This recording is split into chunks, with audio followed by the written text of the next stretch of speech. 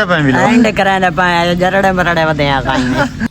अस्सलाम वालेकुम भाईजान। तो साडे ते पे यूट्यूब चैनल आमिर देसी लाइफ ते आमिर बैठे आमिर वजने कोई नहीं अजन तक मेरे घर का नहीं आया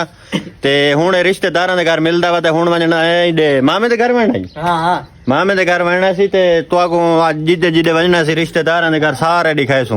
हुण किस टाइम निकलना इथों बा हुणे वेंदे पाए चौकी देर तो नहीं ए यार बात थोड़ी जी ते ए मेरा पितरेर बैठा है माशाल्लाह ये आईफोन है तो चमक वैसी क्योंकि सारे डूआ दे रंग ने हिको जाए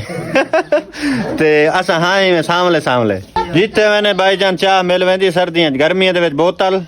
सर्दियां चाह सादा इहो काम इना रेडी करने जे तक साको रिश्तेदार बजाए से ना इधर ये हुन मरीज बंदे को मैं रोको है चाह ना पीती करे हुन जिथे वैसी दा इहो काम होसी चाह दा मग लगा पिए को वाल तैयारी कसी टोरा टोरा टोरा टोरा गड्डी दे बाहर बन चल चला बैठा कि मैं लत्तां दी डुर कर सीधा थी मैं बाहर गिनने वाला सरदार दी जड़ा ना सिया ते चेक करो ते खाने देखो लगे पे सरदार देखो बचा के बेटा खा हुनी ना को राज गया हो बिल्कुल बिल्कुल हुन चाह के वणे को अपने घर जण मेरे घर पड़दा वा दाली सक्कियां को मिलदा वा हुन मामे दे घर आया बैठा ही चाह शाह को 3-4 बारी आज पीची बैठे तेरी तबीयत ढीली थई बैठी हुन रोटी नहीं खांदा चाह सही मांड कढी चाह दी हां मेरे सही पहुंच आया है ओके सोके पहुंच आया ऐड करें तो पे एंड कराने पाए जरड़े मरड़े वधिया काई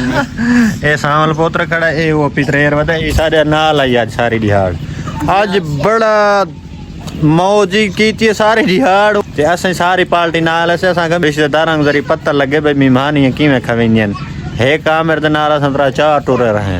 असां कई को गिद्धी वदे नाल बाह नहीं सकदा चक्कर चुकर देता से ते ए हुन मेरे घर पहुंच आया आमिर ये घर है ए फातिमा मेरी बेटी नमाज पढ़ती पई माशाल्लाह माशाल्लाह नमाज पढ़ती पई नमाज पढ़ती पई शाम थी गई मगरिब थी पे मैं आखे चलो व्लॉग दा एंड कर गिनो जेड़ा छोटा जी व्लॉग लाइक कर छुड़े सो वीडियो कुछ कमेंट शमेंट कीता करो मोहब्बत वडाए करो वाल मजा आंदा व्लॉग बनाने कोई हे तो दस हां यार मोहब्बत वडाए करो वीडियो पूरी देख गिद्धी करो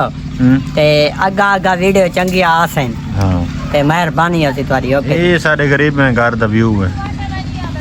ई छपरे तले मेरे सामने ता आज यार गुजारा करे